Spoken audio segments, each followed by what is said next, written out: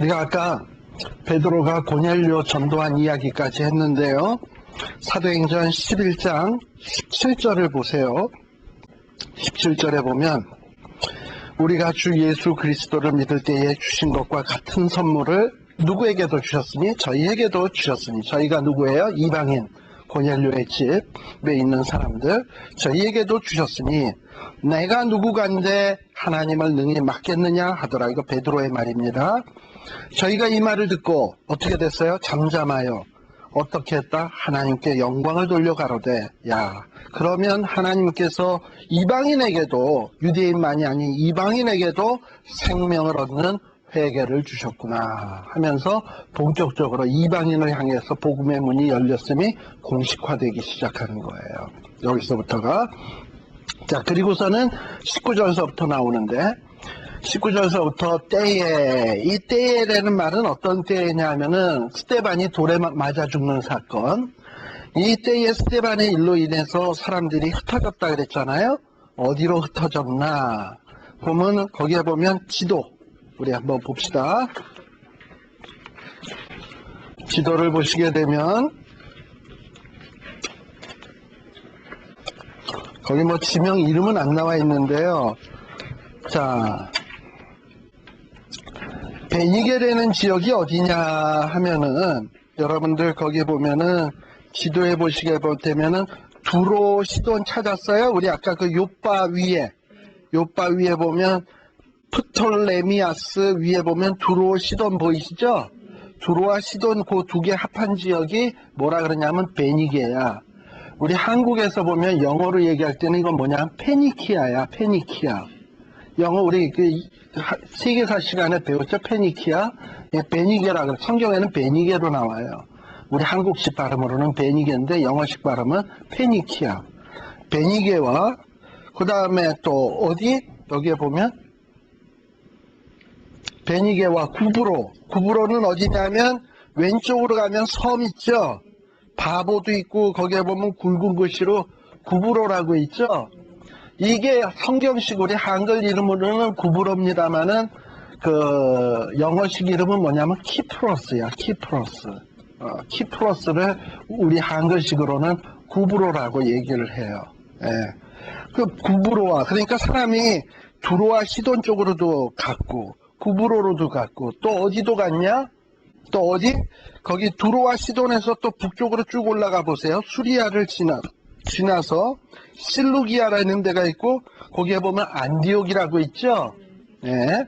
거기 그 안디옥까지 이르렀다 그랬어요, 사람들이. 근데 여러분들 이 사도행전을 할 때 이 안디옥이라는 한 요 지역은 굉장히 중요한 지역입니다. 이게 무슨 얘기냐면 이 안디옥이 어떤 지역이냐 하면 바울이 1차 전도여행, 2차 전도여행, 3차 전도여행을 하거든요. 그러면 이 전도여행을 할 때 베이스 캠프, 제 출발점이 어디냐 하면 항상 안디옥에서 출발을 해요. 그래서 삥 돌고선 안디옥까지 돌아오면 1차가 끝나는 거야. 또 삥 돌고 들어와서 안디옥까지 돌아오면 2차 끝나는 거고, 삥 돌고 와서 안디옥까지 들어오면 3차 끝나는 거야. 그러니까 이 안디옥은 바울의 전도 여행의 베이스 캠프다. 그래서 여러분들 거기에 보면 모든 화살표가 안디옥에서부터 출발하지 않나요? 그죠? 그게 왜 그러냐? 이게 바울의 전도 여행의 화살표인데 그 전도 여행의 화살표 중에서 이 안디옥에서 다 출발하기 때문에 그래요. 그래서 안디옥 하면 여러분들이 어떻게 알면 되냐면 이방 선교 본부 라고 생각을 하시면 돼.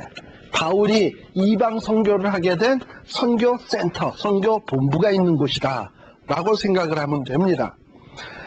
그런데요, 사실 이 안디옥이라고 하는 것은 예루살렘에서부터 얼마나 멀어. 먼 이국 땅, 타양 땅 아닙니까? 우리 옛날에 우리 한국에도 노래 보면은 이런 노래 있잖아. 타양살이 몇 해던가 손꼽아 헤어보니 뭐 이러고서는 아무튼 고향 떠나서 사는 사람들은 외로운 거예요. 사실 우리는 LA에서 살면서도 문득문득 추석이라든지 구정이라든지 하면 한국 생각나는데, 예. 그러니 이때는 뭐 TV도 없지, 뉴스도 없지, 타향살이 하면은 정말 진짜 나는 버림받았다라는 생각이 들 정도니까 얼마나 힘들 곳이겠어요. 그런데 이게 힘든 곳이 지발로 아메리카 드림을 갖고 찾아왔다면 그래도 고생하는 보람이라도 있지. 근데 이 사람들이 여기 안디옥에 오고 싶어 왔냐 말이지. 뭐 때문에 왔죠? 스데반의 일로. 목숨 부지하려고 도망쳐 온 거지. 그러니까 이게 자기가 원해서 온 게 아니에요. 도망쳐 온 거지. 그러니 이 안디옥에 왔을 때 참 낙심될 만한 일들이 참 많았을 거예요. 물 설고 낯설고 모든 게 다 설었을 텐데. 그런데요, 여기 20절에 보면 안디옥에 이르러서 사람들이 뭐 하기 시작했냐면 거기에다가 이방인들, 헬라인에게도 막 복음을 전하기 시작을 한 거야. 이 사람들이 흩어져서. 근데 이렇게 흩어진 사람들이 주의 복음을 증거한다는 게 쉬운 일 아니지 않습니까? 그런데 이 흩어져서 자기도 힘든데 예수님을 막 증거한 거야. 근데요, 여러분들이 볼 때 흩어져 있는 사람들이 잘 살겠습니까? 못 살겠습니까? 그 본토 사람의 입장에서 보면 지들보다 못 살지. 집 좋겠습니까? 나쁘겠습니까? 차 좋은 차 타고 다니겠습니까? 나쁜 차 타고 다니겠습니까? 차 없었지 이땐. 그렇잖아요. 모든 면에서 자기보다 다 한심했을 거라고. 그런데 이 한심한 사람들이 복음을 전했는데 이 사람들이 믿었다. 뭔가 있는 거 아닙니까? 그죠? 근데 그 표현을 여기는 지금 뭐라고 얘기했냐면 주의 손이 그들과 함께 하심에 그랬습니다. 난 요게 뭘까 생각을 해봤어요. 요게 주의 손이 함께 하신다는 게 뭘까? 진짜요, 예수님을 잘 믿는 사람들은요, 하나님이 함께 하셔가지고 돈이 없어도, 집이 거지 같아도, 차가 영 엉망이라도 그냥 예수 믿는 데는 게 좋아. 기쁜 거야.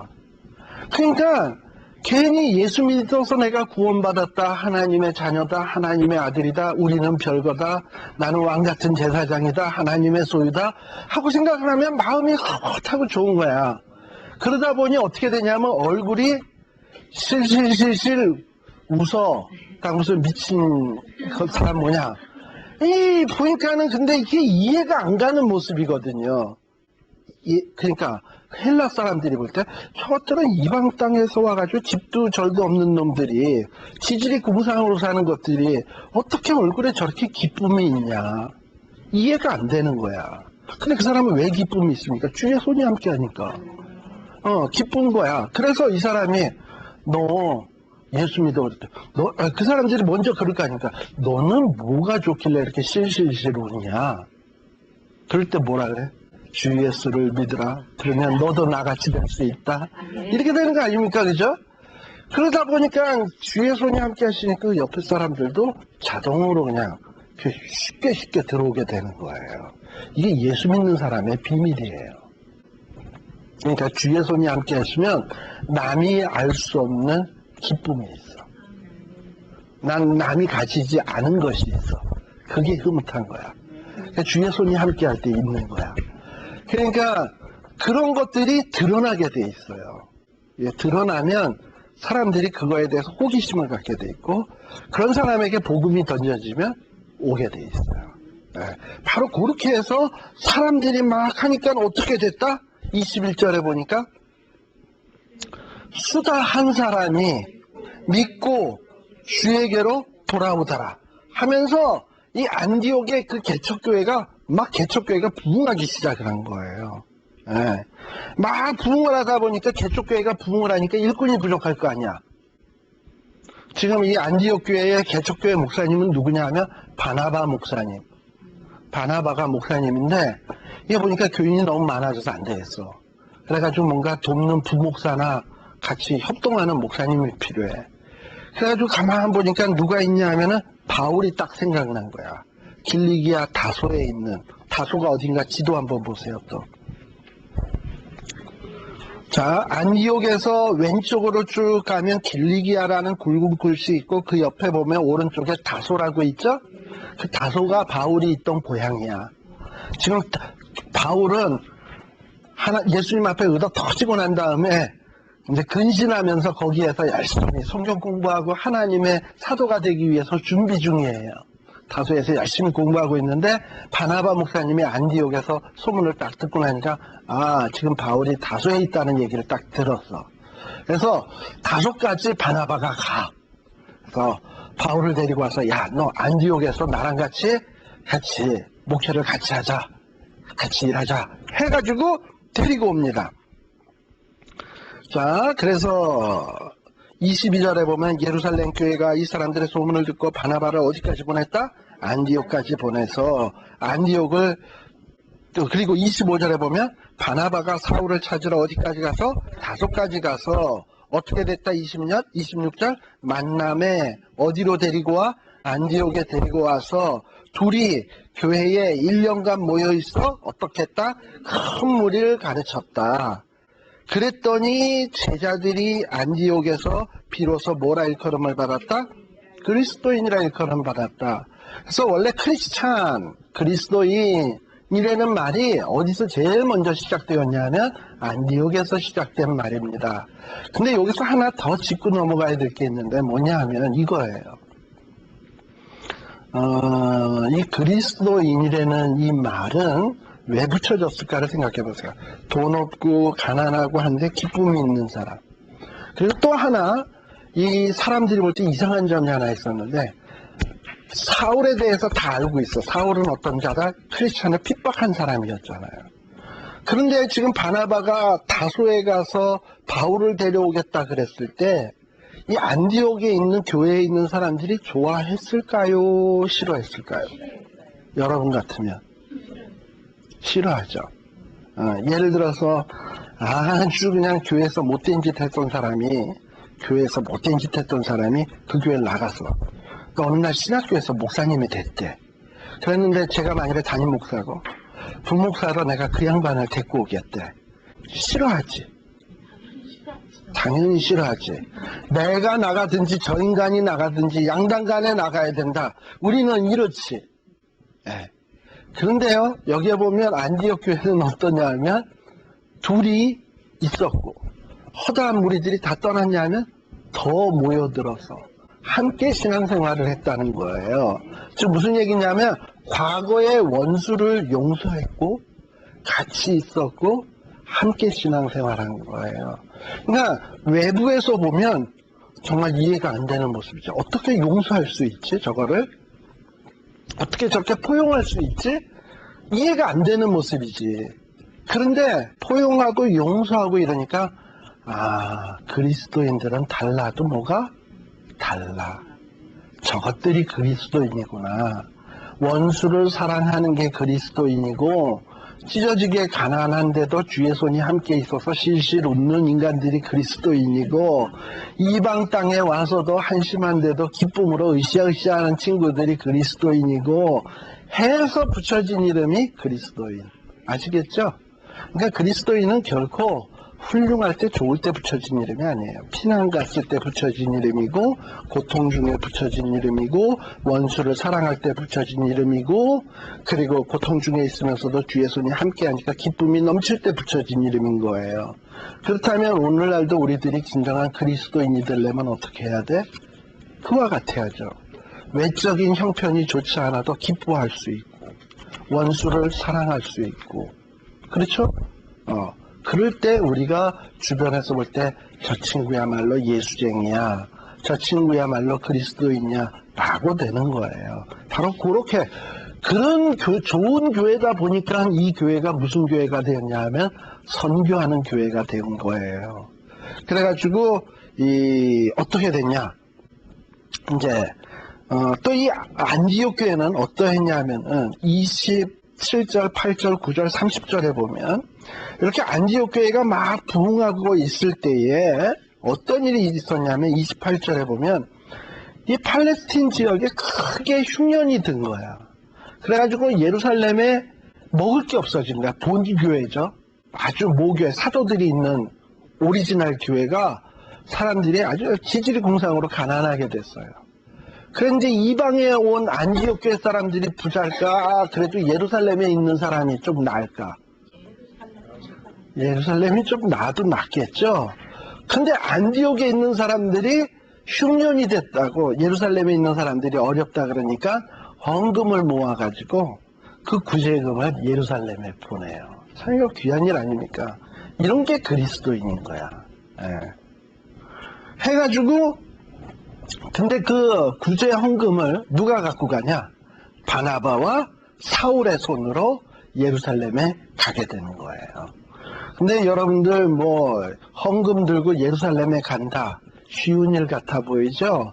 이거 굉장히 위험한 일입니다. 지금은 차례도 있어서 차에다 싣고 부흥 가면 그렇지만 이때는 돈 들고 걸어서 말 타고 이러고 가면 어디서 해적이 나타날지 도적이 나타날지 어떻게 알아? 이건 진짜 목숨 내놓고 가는 길이에요. 그럼에도 불구하고 바나바와 바울은 어떤 교회에서 하는 명령이니까 기꺼이 뭐 교통편이라도 편해. 이게 걸어가는 건데 근데도 꺼리지 않고 이렇게 했어요. 이게 교회의 아름다운 모습들인 거예요. 자, 그럼 이렇게 교회라는 게 항상 좋은 일만 있냐? 그렇지 않아요. 12장에 보게 되면 이렇게 교회가 부흥하고 발전하면 이 교회 부흥하고 발전하는 게 싫어하는 종자가 딱 두 개 있어. 첫째는 마귀, 둘째는 세상. 싫어해요. 교회 부흥하는 거 싫어합니다. 근데 지금 여기에 보면은 이 마귀에 사로잡힌 헤롯, 세상왕 헤롯이 이 예수 믿는 사람들을 핍박해야 되겠다 생각을 한 거예요. 왜 예수 믿는 사람들을 핍박하려고 했냐면 이 헤롯은요, 이 유대 지역을 다스리고 있는 그러니까 로마에서 세운 꼭두각시 왕이야. 그러니까 로마에서 세운 꼭두각시, 유대 지역을 다스리는 꼭두각시 왕인데 당연히 로마 말은 잘 들어야 되겠죠. 그러나 또 하나 이 사람이 로마의 인정을 받으려면 유대인들에게도 환심을 얻어야 돼. 아니 기껏 유대에 파송을 했더니 유대 백성하고 맨날 마찰 있고 문제나 이렇게 이거 하면 로마에서 좋아할까요? 싫어하지. 그러니까 유대 사람하고 어울려서 잘 지내야 돼, 헤롯은. 근데 이 헤롯이 어떻게 하면 유대인들하고 잘 지낼까 생각을 해보니까 유대인들이 싫어하는 사람이 있어. 그게 누구야? 예수 믿는 그리스도인들. 유대인들이 싫어하는 거니까 예수 믿는 그리스도인들은 싫어할 거 아닙니까? 유대인들이. 그러니까 예수 믿는 그리스도인들을 유대인들이 싫어하니까 유대인들의 환심을 얻기 위해서 헤롯이 예수 믿는 사람들을 핍박하기 시작을 한 거예요. 그래서 본때로 예수님의 제자 가운데서 야고보의 목을 치는 거예요. 야고보를 칼로 죽였어요. 그게 왜 그랬냐? 뭐 예수님의 제자들에게 헤롯이 원수진 일 있겠습니까? 원수 줬어요? 없어. 그냥 자기의 정치적인 이 지위, 그 다음에 자기가 로마에서 인정받고 싶은 욕심에 어떤 사람의 목숨을 가차없이 베버리는 거예요. 악한 왕이지. 그래서 예수 믿는 형제, 예수님의 제자 야고보를 죽였어요. 자, 야고보를 죽이고 나니까, 이거 죽이고 나니까 별거 아니거든? 더 센 놈도 죽일 수 있을 것 같거든? 그래서 또 누굴 잡으려 해? 베드로도 잡으려 해.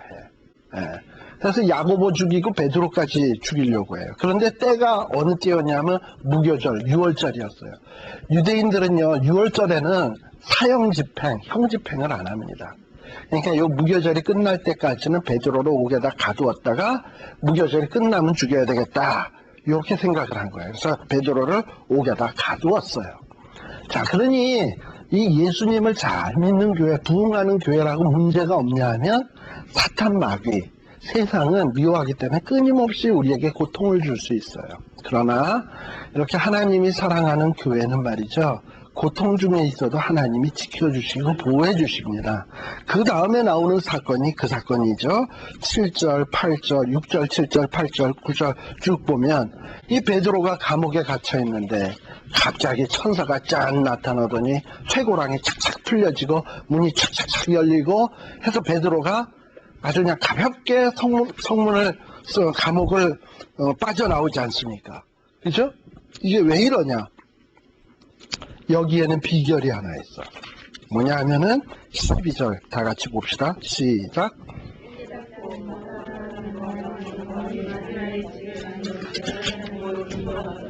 네.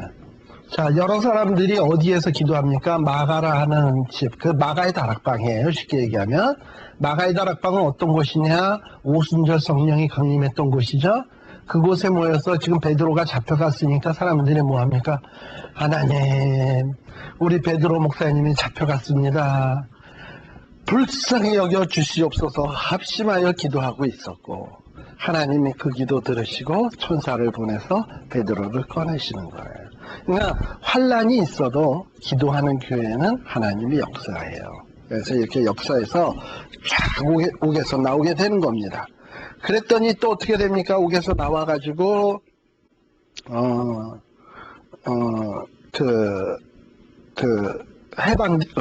구출되게 되는데, 이렇게 야고보를 죽이고 베드로를 죽이려고 했던 헤롯, 이 헤롯을 또 하나님이 어떻게 처리하나 봐요. 여러분들 보면은 21절에 보게 되면, 20절 21절에 보게 되면 이 헤롯이요, 두로와 시돈 사람들을 노여워하지만 저희 지방의 왕국에 나는 양식을 쓰는 거로, 이 블라스도라고 하는 어떤 이 총독이 이렇게 오니까 그에게 잘 보이려고 나갔어요. 그래서 어떤 잔칫날 나를 택해서 왕복을 입고 위에 앉아서 이렇게 탁 있는데, 갑자기 백성들이 크게 내는 소리를 들었어. 근데 그 소리는 사실 백성이 낸 소리라기보다는 하나님의 소리였던 것 같아요. 그래서 23절에 보니까 헤롯이 영광을 하나님께로 돌리지 아니하는 거로 주의 사자가 친히 뭐가 먹었다? 벌레들이 헤롯을 먹어서 죽었다 라고 되어 있어요. 그래가지고 졸지에 이 헤롯은 죽고 맙니다. 하나님이 하신 일이에요. 하나님의 백성들을 핍박하는 자, 그리고 하나님의 사도들을 죽이고 옥에 가두고 했던 자, 이런 자들을 하나님이 이렇게 심판하는 장면을 보게 돼요. 자, 이렇게 해서 1장에서부터 쭉 나와서 12장까지의 내용이 뭐냐 하면은, 요 내용이 뭐냐 하면 예루살렘과 유대와 사마리아에 이르기까지 복음 전도되어지는 내용입니다. 여기까지에 대체적으로 주인공으로 등장하는 인물이 누구냐? 베드로입니다. 그러면 이제 13장에서부터는 이제 복음이 사마리아까지가 아니라 이제는 사마리아를 벗어나서 땅끝까지로 복음이 전도돼 나가는 단계가 13장부터야, 사도행전. 그리고 이 13장에서부터는 이제 베드로가 주인공이 아니고 새로운 주인공이 등장을 하는데, 누구냐 하면 바울이 등장하게 되는 겁니다. 그리고 이 새로운 이방을 향한, 땅끝을 향한 복음 증거의 베이스 기지는 어디냐? 안디옥 교회가 되는 거예요. 이제 13장에 보면 아까 그 복음 전도의 베이스 캠프라 그랬잖아요. 안디옥 교회가 막 부흥하고 발전했어.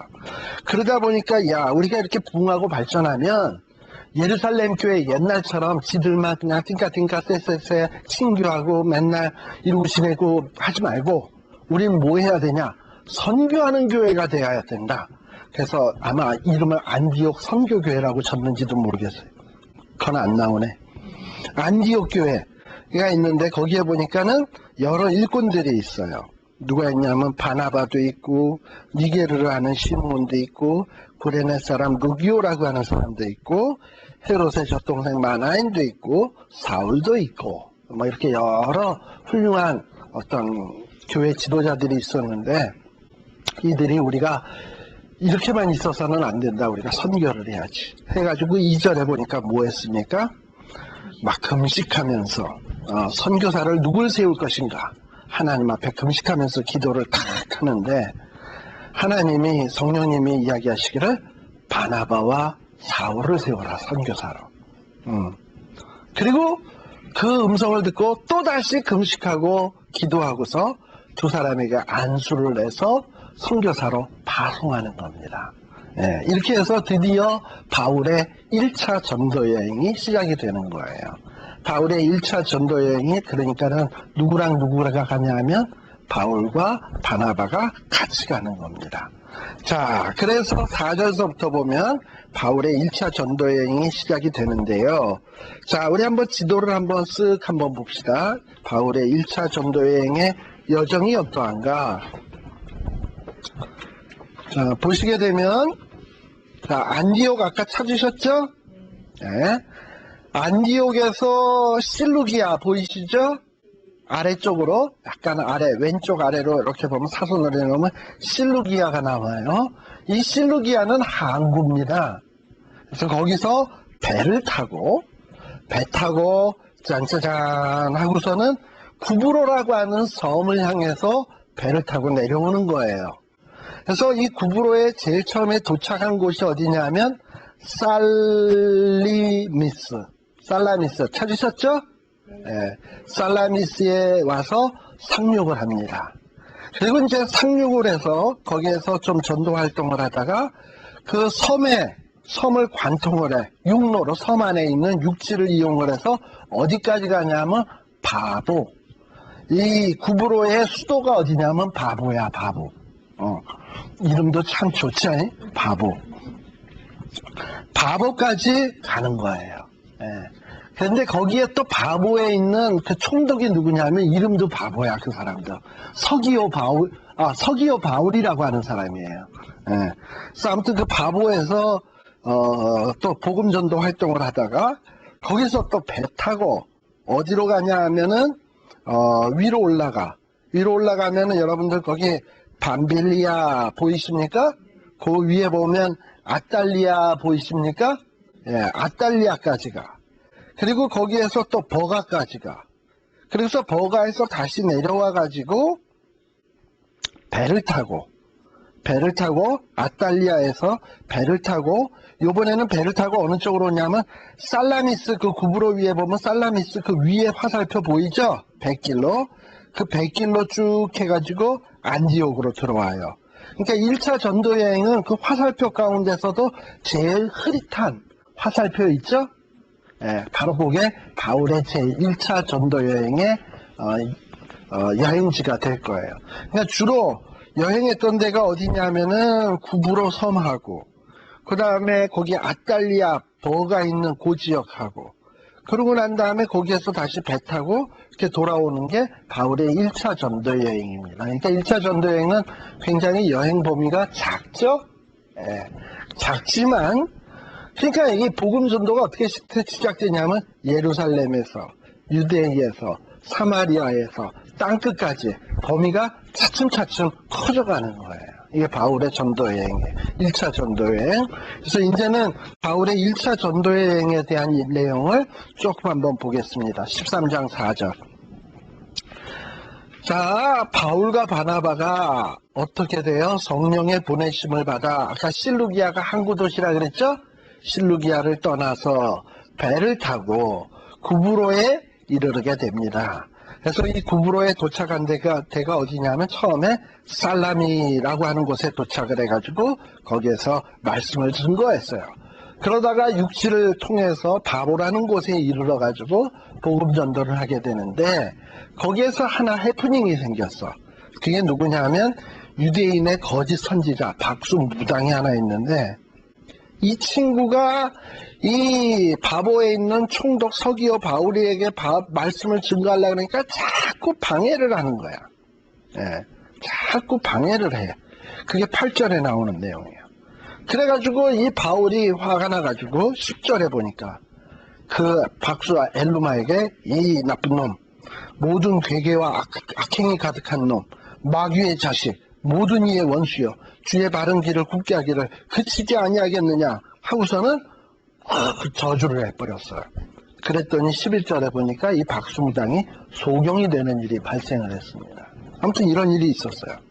그리고 난 다음에 그 바보, 그렇게 해서 이 구브로가 복음화가 되기 시작을 하는 거예요. 자기네들이 그 박수무당이 대단하다 그랬는데 바울이 와서 그 무당을 그냥 소경을 만들어 버리니까 바울이 더 센 거 아닙니까? 그죠? 네, 그러니까 이 구브로가 복음 전도가 된 거예요. 그리고 난 다음에 13절에 보게 되면 그 바보를 떠나서 배를 타고 밤빌리아에 있는 버가에 이르러서 거기에 가서 복음을 전도하고, 그리고 거기에서 또 비시디아 안디옥이라고 또 있습니다. 여기 그 비시디아 안디옥이 어디냐면, 여러분들 쭉 보세요. 거기 보면 지도에 보시게 되면 아까 아탈리아, 버가 하고 그 위로 올라가 보면 루스드라, 안디옥 있죠? 예. 바로 거기 그 안디옥이라고 하는 그곳이 어디냐면 비시디아 안디옥이야. 왜 이렇게 안디옥이 많을까 하는 생각이 드시죠? 보통요 로마의 시저, 로마의 시저 이 이름이 안티오쿠스입니다. 안티오쿠스. 이 당시 그 헬라식 이름으로 안티오쿠스. 그래서 이 안티오쿠스의 이름을 기념하기 위해서 세워진 도시 이름이 안티오쿠스. 근데 안티오쿠스를 우리 한글식으로 이름을 표현하니까 안디옥이 된 거예요. 근데 그렇게 안디옥이라고 이름을 갖고 있는 도시가 여러 군데가 있어. 그러다 보니까 아까 베이스 캠프가 있는 안디옥, 지금 여기에 나오는 비시디아 안디옥. 그래서 이 안디옥이라는 데가 있는데, 바로 이런 복음을 증거하러 이런 사도 바울이 가는 도시마다 항상 바울은 어디를 찾아갔냐 하면은 회당을 찾아갔어요. 이 회당을 찾아갔는데, 이 회당을 왜 찾아갔냐? 원래요 이스라엘 나라는 이미, 북이스라엘은 언제 망했냐 하면 BC 722년에 망했고요. 남쪽 유다는 BC 586년에 망했어요. 그래서 그때 망할 때 많은 사람들이 이 땅에서 못 살겠다 이렇게 맨날 우리가 외국 군대에 직이나 하고 해가지고 사람들이 그때부터 이미 흩어지기 시작을 했어요. 유대인들은. 그래서 유대인들이 저기 아까 비시디아 안디옥이라는 대로, 구브로라는 대로 오만 대로 다 흩어졌어요. 그래서 세상에요 한국인 없는 데도 없지만은 유대인 없는 데는 더 없어. 유대인 어딜 가나 다 있어요. 유대인은. 그게 흩어진 유대인들이에요. 근데 이 유대인들은 특징이 하나 있어. 암만 흩어져 살아도 자기의 조국을 잊질 않아. 우리 이런 얘기 많이 듣잖아요. 이스라엘에 전쟁이 나면 이 미국에 있는 유대인들은 비행기 타고 간다고, 젊은이들은. 그게 조국 사랑하는 마음이에요. 우리 한국 사람들은 어떻게 하죠? 한국에 전쟁 났다 그러면 한국에서 일로 나오지. 예. 이게 유대인들이 생각하는 아주 묘한 사람이에요. 흩어졌어도 예루살렘을 잊질 않아요. 이스라엘을 잊질 않아요. 그래가지고 그렇다고 뭐 자주 왔다 갔다 할 수는 없으니까 자기네 동네에다가 예루살렘 성전 대신에 회당이라는 걸 만들어. 수나고게 회당이라는 걸 만들어서 안식일마다 거기에 가서 율법을 배우고 거기서 예배드리고 항상 그래요. 이 유대인들이 하는 일이야. 그러다 보니 이 바울이 복음을 물론 이방인의 사도로서 복음을 전도하러 이방에 가지만 바울의 마음속에는 항상 누가 첫 번째냐 하면 그래도 유대인에게 전도를 하고 싶은 거야. 마음은. 딴 나라 와서도 일단 1차적으로 유대인들에게 복음을 전하고 싶은 거야. 그래서 회당에 가요. 그래서 비시디아 안디옥에 도착해서도 그 회당에 갑니다. 그래서 회당에 가서 이 회당에 있는 사람들에게 복음을 증거하는 거예요. 근데 원래 이 사도 바울이라고 하는 사람은 어떤 사람입니까? 자기를 얘기할 때 나는 바리새인 중에 바리새인이요, 유대인 중에 유대인이요. 뭐 대단한 사람이잖아요. 가마리엘 문화요. 뭐 대단한 사람이잖아. 그러니까 이 사실에 대해서 여기 비시디아 안디옥에 있는 회장도 다 알아. 이 회당장도 다 알아, 바울에 대해서. 그러니까는 이 회당장이 바울에게 뭐라 그러냐면, 회당에서 이 설교할 때 바울에게 오늘 당신이 공부도 많이 하고 신학 공부도 많이 했으니까 당신이 한번 설교를 해라 하고서 비시디아 안디옥에서 바울에게 설교 부탁을 해요. 그래서 설교를 하게 됩니다. 그래서 그 설교의 내용이 15절서부터 쭉 나오는 내용이 바울이 비시디아 안디옥에서 설교한 내용입니다. 네. 근데 이 설교한 내용은